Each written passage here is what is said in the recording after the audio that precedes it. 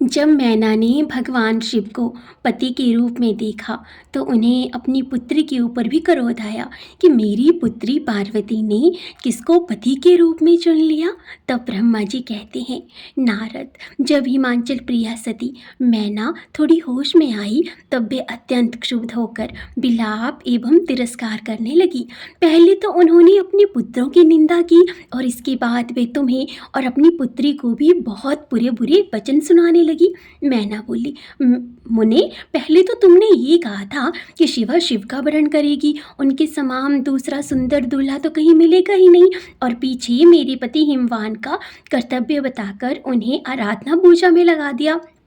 परंतु इसका यथार्थ फल क्या देखा गया? विपरीत एवं अनर्थकारी। हे दुर्बुद्धि देव ऋषि, तुमने मुझ अधम नारी को सब तरह से ठग लिया। फिर मेरी बेटी ने ऐसा तप किया जो मुनियों के लिए भी दुष्कर है। उसकी उस तपस्या का आज ये फल मिला। ऐसा कहकर मैना अपनी पुत्री शिवा की ओर देखकर उन्हें भी कटु वचन सुनाने लगी और कहने लगी, अरे ओ दुष्ट लड़की, तूने ये कौन सा कर्म किया जो मेरे लिए दुखदायक सिद्ध हुआ? तुझ दुष्टा ने स्वयं ही सोना देकर कांच खरीदा है, चंदन छोड़कर अपने अंगों में कीचड़ का ढेर पोत लिया।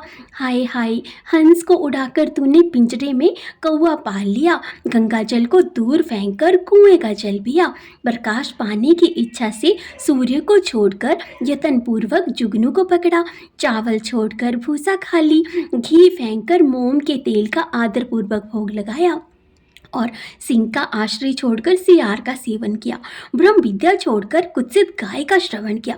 बेटी, तूने घर में रखी हुई यज्ञ की मंगलमयी विभूति को दूर हटाकर चिता की अमंगलमयी राख अपने पल्ले बांध ली, क्योंकि समस्त श्रेष्ठ देवताओं और विष्णु आदि परमेश्वरों को छोड़कर अपनी कुबुद्धि के कारण शिव को पाने के लिए तूने ऐसा तप किया। तुझको, तेरी बुद्धि को, तेरे रूप को और तेरे चरित्र को भी बार बार ही धिक्कार है। तुझे तपस्या का उपदेश देने वाले नारद को तथा तेरी सहायता करने वाली दोनों सखियों को भी धिक्कार है। बेटी, हम दोनों माता पिता को भी धिक्कार है जिन्होंने तुझ जैसी कन्या को जन्म दिया। नारद, तुम्हारी बुद्धि को भी धिक्कार है। सुबुद्धि देने वाले उन सप्त ऋषियों को भी धिक्कार है। तुम्हारे तो कुल का धिक्कार है। तुम्हारी क्रिया दक्षता को भी धिक्कार है। क्या तुमने जो कुछ किया उस सबको धिक्कार है। तुमने तो मेरा घर ही जला दिया, ये तो मेरा मरण ही है। ये पर्वतों के राजा आज मेरे निकट ना आए, सप्तऋषि लोग स्वयं मुझे अपना मुंह ना दिखाएं। आज इन सब ने मिलकर क्या साधा, मेरे कुल का नाश करा दिया। हाय, मैं बांझी क्यों नहीं हो गई, मेरा गर्भ क्यों नहीं गल गया, मैं अथवा मेरी पुत्री ही क्यों नहीं मर गई, अथवा राक्षस आदि ने ही आकाश में ले जाकर इसे क्यों नहीं खा डाला। पार्वती, आज मैं तेरा सिर काट डालूंगी, परंतु ये शरीर के टुकड़े लेकर भी आखिर मैं क्या करूंगी। हाय हाय, तुझे छोड़कर कहाँ चली जाऊं, मेरा तो मानो जीवन ही नष्ट हो गया है। ब्रह्मा जी कहते हैं, नारद, ये कहकर मैना मूर्छित हो पृथ्वी पर गिर पड़ी। शोक रोष आदि से व्याकुल होने के कारण वे पति के समीप नहीं गई। देव ऋषि उस समय सब देवता क्रमशः उसके निकट गए। सबसे पहले तो मैं ही पहुंचा। मुनिश्रेष्ठ, मुझे देखकर तुम स्वयं मैना से बोली। नारद ने कहा, पतिव्रते, तुम्हें पता नहीं है कि वास्तव में भगवान शिव का रूप बहुत सुंदर है। उन्होंने लीला से ऐसा रूप धारण कर लिया है, ये उनका यथार्थ रूप नहीं है। इसीलिए तुम क्रोध छोड़कर स्वस्थ हो जाओ, हठ छोड़कर विवाह का कार्य करो और अपनी शिवा का हाथ शिव के हाथों में दे दो। तुम्हारी ये बात सुनकर मैना तुमसे बोली, उठो, यहाँ से दूर चले जाओ, तुम दुष्टों और अधर्मों की शिरोमणि हो। मैना के ऐसा कहने पर मेरे साथ इंद्र आदि सब देवता एवं दिक्पाल क्रमशः आकर यूँ बोले, पितरों की कन्या मैंने, तुम हमारे वचनों को प्रसन्नतापूर्वक सुनो। ये शिव निश्चय ही सबसे उत्कृष्ट देवता हैं और सबको उत्तम सुख देने वाले हैं। आपकी पुत्री के अत्यंत दुस्सह तप को देखकर इन भक्त वत्सल प्रभु ने कृपापूर्वक उन्हें दर्शन और श्रेष्ठ वर दिया था। ये सुनकर मैना ने देवताओं से बार बार अत्यंत विलाप करके कहा, शिव का रूप तो बड़ा भयंकर है, मैं उन्हें अपनी पुत्री नहीं दूंगी। आप सब देवता प्रपंच करके क्यों मेरी इस कन्या के उत्कृष्ट रूप को व्यर्थ करने के लिए आखिर उद्यत हैं। मुनीश्वर, उनके ऐसा कहने पर वशिष्ठ आदि सप्तऋषियों ने वहां आकर ये बात कही। पितरों की कन्या तथा गिरिजा की रानी, मैंने हम लोग तुम्हारा कार्य सिद्ध करने के लिए आए हैं। जो कार्य सर्वथा उचित और उपयोगी है, उसे तुम्हारे हठ के कारण हम विपरीत कैसे मान ले।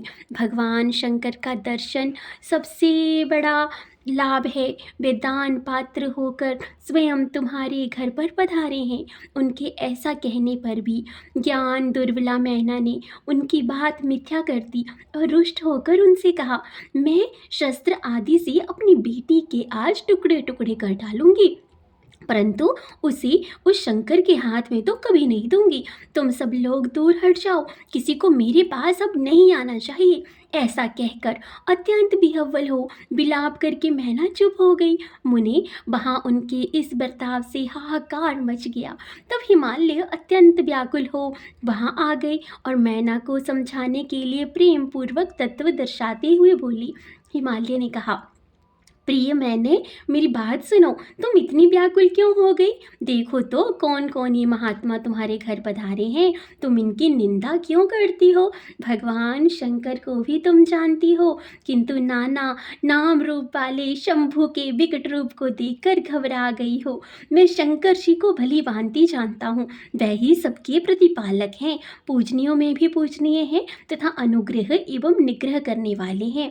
हे निष्पाप प्राण प्रिय, हठ ना करो, मानसिक दुख छोड़ो, सुबते शीघ्र उठो और सब कार्य करो। पहली बार विकट रूपधारी शंभु ने मेरे द्वार पर आकर जो नाना प्रकार की लीलाएं की थी, मैं उनका आज तुम्हें स्मरण दिला रहा हूँ। उनके उस परम महात्म्य को देख और समझकर उस समय मैंने और तुमने उन्हें एक कन्या देना स्वीकार किया था। प्रिय, अपनी उस बात को प्रमाण मानकर आज सार्थक करो।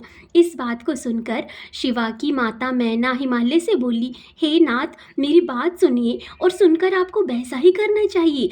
आप अपनी पुत्री पार्वती के गले में रस्सी बांधकर उसे बेखटके से पर्वत से नीचे गिरा दीजिए, परंतु मैं इसे हर के हाथ में नहीं दूंगी। हे नाथ, अपनी इस बेटी को ले जाकर निर्दयता पूर्वक समुद्र में डुबा दीजिए। हे गिरिराज, ऐसा करके आप पूर्ण सुखी हो जाइए। स्वामिन, यदि विकट रूपधारी रुद्र को आप पुत्री दे देंगे तो मैं निश्चय ही अपना शरीर आज त्याग दूंगी। मैना ने जब हठ पूर्वक ऐसी बात कही तब पार्वती स्वयं आकर ये रमणीय वचन बोली। माँ, तुम्हारी बुद्धि तो बड़ी शुभकारक है, इस समय विपरीत आखिर कैसे हो गई? धर्म का अवलंबन करने वाली होकर भी तुम धर्म को कैसे छोड़ रही हो? ये रुद्रदेव सबकी उत्पत्ति के कारणभूत साक्षात ईश्वर हैं, इनसे बढ़कर दूसरा कोई नहीं है। समस्त श्रुतियों में ये वर्णन है कि भगवान शंभु सुंदर रूप वाले तथा सुखद हैं, कल्याणकारी महेश्वर, समस्त देवताओं के स्वामी तथा स्वयं प्रकाश हैं। इनके नाम और रूप अनेक हैं। माता जी, श्री विष्णु और ब्रह्मा आदि भी इनकी सेवा करते हैं। ये सबके अधिष्ठान हैं, कर्ता हर्ता और स्वामी हैं। विकारों की इन तक पहुँच नहीं है। ये तीनों देवताओं के स्वामी अविनाशी एवं सनातन हैं। इनके लिए ही सब देवता किंकर होकर तुम्हारे द्वार पर तो पधारे हैं और उत्सव मना रहे हैं। इससे बढ़कर सुख की बात और आखिर क्या हो सकती है? अतः यत्न पूर्वक उठो और जीवन को सफल करो। मुझे शिव के हाथों में सौंप दो और अपने गृहस्थाश्रम को सार्थक करो। माँ, मुझे परमेश्वर शंकर की सेवा में दे दो। मैं ईश्वरक स्वयं तुमसे ये बात कहती हूँ, तुम मेरी इतनी सी ही बस विनती मान लो। यदि तुम उनके हाथ में मुझे नहीं दोगी तो मैं दूसरे किसी का भी वरण नहीं करूँगी, क्योंकि जो सिंह का भाग है उसे दूसरों को ठगने वाला सियार कैसे पा सकता है। माँ, मैंने मन, वाणी और क्रिया द्वारा स्वयं हर का वर्ण किया है, हर का ही वर्ण किया है। अब तुम्हारी जैसी इच्छा हो तुम वही करो। मैं अगर विवाह करूंगी तो शिव से ही करूंगी। ब्रह्मा जी कहते हैं, नारद, पार्वती जी की ये बात सुनकर शैलेश्वर प्रिया मैना बहुत ही उत्तेजित हो गई और पार्वती को डांटती हुई दुर्वचन कहकर फिर रोने लगी तथा विलाप भी करने लगी। तदंतर स्वयं मैंने तथा सनकादिक सिद्धों ने मैना को बहुत समझाया, परंतु वह तो किसी की भी बात मानकर सबको ही डांटने लग रही थी। इसी बीच में उनके सुदृढ़ एवं महान हठ की बात सुनकर शिवप्रिय भगवान विष्णु भी तुरंत वहां आ पहुंचे और फिर इस प्रकार बोले। श्री विष्णु ने कहा, हे देवी, तुम पितरों की मानसी पुत्री एवं उन्हें बहुत ही प्यारी हो, साथ ही गिरिराज हिमालय की गुणवती पत्नी हो। इस प्रकार तुम्हारा संबंध साक्षात ब्रह्मा जी के उत्तम कुल से है। संसार में तुम्हारे सहायक भी ऐसे ही हैं। तुम धन्य हो। मैं तुमसे अब क्या कहूँ, तुम तो धर्म की आधारभूता हो, फिर धर्म का त्याग कैसे करती हो? तुम्हें अच्छी तरह सोचो तो सही। संपूर्ण देवता, ऋषि, ब्रह्मा जी और मैं सभी लोग विपरीत बात ही क्यों कहेंगे? तुम शिव को नहीं जानती, वे निर्गुण भी हैं और सगुण भी हैं, कुरूप भी हैं और सुरूप भी, सबके सेव्य तथा सत्पुरुषों के आश्रय हैं। उन्होंने मूल प्रकृति रूपा देवी ईश्वरी का निर्माण किया और उसके बगल में पुरुषोत्तम का निर्माण करके बिठाया। उन्हीं दोनों से सगुण रूप से मेरी तथा ब्रह्मा जी की उत्पत्ति हुई है। फिर लोगों का हित करने के लिए वे स्वयं भी रुद्र रूप से प्रकट हुए। तदंतर वेद, देवता तथा स्थावर जंगम रूप में जो कुछ दिखाई देता है, वे सारा जगत भी भगवान शंकर से ही उत्पन्न हुआ।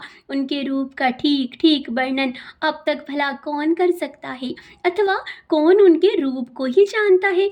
मैंने और ब्रह्मा जी ने भी जिसका अंत नहीं पाया, उसका पार दूसरा भला कौन पा सकता है? ब्रह्मा से लेकर कीट पर्यंत जो कुछ जगत दिखाई देता है, वे सब शिव का ही तो रूप है। ऐसा जानो, इस विषय में कोई अन्यथा विचार नहीं करना चाहिए। वह ही अपनी लीला से ऐसे रूप से अवतीर्ण हुए हैं और शिव के तप के प्रभाव से तुम्हारे द्वार पर आए हैं। अतः हे हिमांचल की पत्नी, अब दुख छोड़ो और शिव का भजन करो। इससे तुम्हें महान आनंद प्राप्त होगा और तुम्हारा सारा क्लेश मिट जाएगा। ब्रह्मा जी कहते हैं, नारद, श्री विष्णु के द्वारा इस प्रकार समझाए जाने पर मैना का मन कुछ कोमल हुआ, परंतु शिव को कन्या न देने का हठ उन्होंने तब भी नहीं छोड़ा। शिव की माया से मोहित होने के कारण ही उन्होंने ऐसा दुराग्रह किया था। उस समय मैना ने शिव के महत्व को स्वीकार कर लिया। कुछ ज्ञान हो जाने पर उन्होंने श्री हरि से कहा, यदि भगवान शिव सुंदर शरीर धारण कर ले तब मैं अपनी पुत्री दे सकती हूँ, अन्यथा कोटि उपाय करने पर भी भला नहीं दूंगी। ये बात मैं सच्चाई और दृढ़ता के साथ कह रही हूँ। ऐसा कहकर दृढ़तापूर्वक उत्तम व्रत का पालन करने वाली मैना शिव की इच्छा से प्रेरित हो चुप हो गई। धन्य है शिव की माया, धन्य है शिव की माया, जो सबको मोह में डाल देती है। अब सुनते हैं इससे अगला अध्याय। भगवान शिव का अपने परम सुंदर दिव्य रूप को प्रकट करना, मैना की प्रसन्नता और क्षमा प्रार्थना तथा पूर्वासनी स्त्रियों का शिव के रूप का दर्शन करके जन्म और जीवन को सफल मानना। ब्रह्मा जी कहते हैं, नारद, इस समय भगवान विष्णु से प्रेरित हो तुम शीघ्र ही भगवान शंकर को अनुकूल बनाने के लिए उनके निकट गए। वहां जाकर देवताओं का कार्य सिद्ध करने की इच्छा से नाना प्रकार के स्त्रोतों द्वारा तुमने रुद्रदेव को संतुष्ट किया। तुम्हारी बात सुनकर शंभु ने प्रसन्नता पूर्वक अद्भुत, उत्तम एवं दिव्य रूप धारण कर लिया। ऐसा करके उन्होंने अपने दयालु स्वभाव का परिचय दिया। मुने, भगवान शंभु का ये स्वरूप कामदेव से भी अधिक सुंदर तथा लावण्य का परम आश्रय था। उसका दर्शन करके तुम बड़ी प्रसन्न हुए और उस स्थान पर गए जहाँ सबके साथ मैना विद्यमान थी। वहां पहुंचकर तुमने कहा, हे विशाल नेत्रों वाली मैंने, भगवान शिव के उस सर्वोत्तम रूप का दर्शन करो। ये रूप प्रकट करके उन करुणामय शिव ने तुम पर बड़ी ही आज कृपा की है। तुम्हारी ये बात सुनकर शैलराज की पत्नी मैना आश्चर्यचकित हो गई। उन्होंने शिव के उस परमानंदायक रूप का दर्शन किया जो करोड़ों सूर्यों के समान तेजस्वी, सर्वांग सुंदर, विचित्र वस्त्रधारी तथा नाना प्रकार के आभूषणों से भी भूषित था। वे अत्यंत प्रसन्न, सुंदर, हास्य से सुशोभित ललित लावण्य से लसित मनोहर गौरवर्ण द्युतिमान तथा चंद्र लेखा से अलंकृत था। विष्णु आदि संपूर्ण देवता बड़े प्रेम से भगवान शिव की सेवा कर रहे थे। सूर्य देव ने छत्र लगा रखा था, चंद्रदेव ने मस्तक का मुकुट बनकर उनकी शोभा बढ़ा रहे थे। इन सब साधनों से भगवान शंकर सर्वथा रमणीय जान पड़ते थे। उनका वाहन भी अनेक प्रकार के आभूषणों से विभूषित था। उसकी महाशोभा का वर्णन नहीं हो सकता था। गंगा और यमुना भगवान शिव को सुंदर चवर डुला रही थी और 8 सिद्धियां उनके आगे नाच रही थी। उस समय मैं भगवान विष्णु तथा इंद्र आदि देवता अपने अपने वेश को भली भांति विभूषित करके पर्वतवासी भगवान शिव के साथ चल रहे थे। नाना रूपधारी शिव के गण खूब सज धज कर अत्यंत आनंदित हो शिव के आगे आगे चल रहे थे। सिद्ध देवता, समस्त मुनि तथा अन्य सब लोग भी भगवान सुख का अनुभव करते हुए अत्यंत प्रसन्नता पूर्वक शिव के साथ यात्रा कर रहे थे। इस प्रकार देवता आदि सब लोग विवाह देखने के लिए उत्कंठित हो खूब सज धज कर अपनी पत्नियों के साथ परब्रह्मा शिव का यशोगान करते हुए जा रहे थे। विश्वावसु आदि गंधर्व अप्सराओं के साथ हो शंकर जी के उत्तम यश का गान करते हुए उनके आगे आगे चल रहे थे। हे मुनि श्रेष्ठ, महेश्वर के शैलराज के द्वार पर पधारते समय इस प्रकार वहां नाना प्रकार का महान उत्सव हो रहा था। मुनीश्वर, उस समय वहां परमात्मा शिव की जैसी शोभा हो रही थी उसका विशेष रूप से वर्णन करने में भला कौन समर्थ हो सकता है। उन्हें वैसे विलक्षण रूप में देखकर मैं ना क्षण भर के लिए तो चित्र लिखी सी रह गई। फिर बड़ी प्रसन्नता के साथ बोली, महेश्वर, मेरी पुत्री धन्य है जिसने बड़ा भारी तप किया और उस तप के प्रभाव से आप मेरे इस घर में पधारे। पहले तो मैंने आपकी शिव की अक्षम्य निंदा की है, उसे मेरी शिवा के स्वामी शिव आप क्षमा करें और इस समय पूर्णतः प्रसन्न हो जाइए। मैं अपनी गलतियों के लिए आपसे क्षमा मांगती हूँ। ब्रह्मा जी कहते हैं, नारद, इस प्रकार बात करके चंद्रमौली शिव की स्तुति करती हुई शैल प्रिया मैना ने उन्हें हाथ जोड़कर प्रणाम किया। फिर वह लज्जित सी हो गई। इतने में ही बहुत सी पूर्वासिनी स्त्रियां भगवान शिव के दर्शन की लालसा से अनेक प्रकार के काम छोड़कर वहां आ पहुंची। वो जैसी थी वैसी ही अस्त व्यस्त रूप में दौड़ आई। भगवान शंकर का वे मनोहर रूप देखकर वह सब तो मोहित हो गई। शिव के दर्शन से हर्ष को प्राप्त हो प्रेमपूर्ण हृदय वाली वे नारियां महेश्वर की उस मूर्ति को अपने मनोमंदिर में बिठाकर इस प्रकार बोली, अहो, हिमवान के नगर में निवास करने वाले लोगों के नेत्र आज तो सच में ही सफल हो गए। जिस जिस व्यक्ति ने इस दिव्य रूप का दर्शन किया है निश्चय ही उसका जन्म सार्थक हो गया। उसी का जन्म सफल है और उसी की सारी क्रियाएं सफल हैं। जिसने संपूर्ण पापों का नाश करने वाले साक्षात शिव का दर्शन किया है। पार्वती ने शिव के लिए जो तप किया है उसके द्वारा उन्होंने अपना सारा मनोरथ सिद्ध कर लिया। शिव को पति के रूप में पाकर ये शिवा धन्य और कृतकृत्य हो गई। यदि विधाता शिवा और शिव की इस युगल जोड़ी को सानंद एक दूसरे से मिलाना देते तो उनका सारा परिश्रम तो निष्फल हो जाता।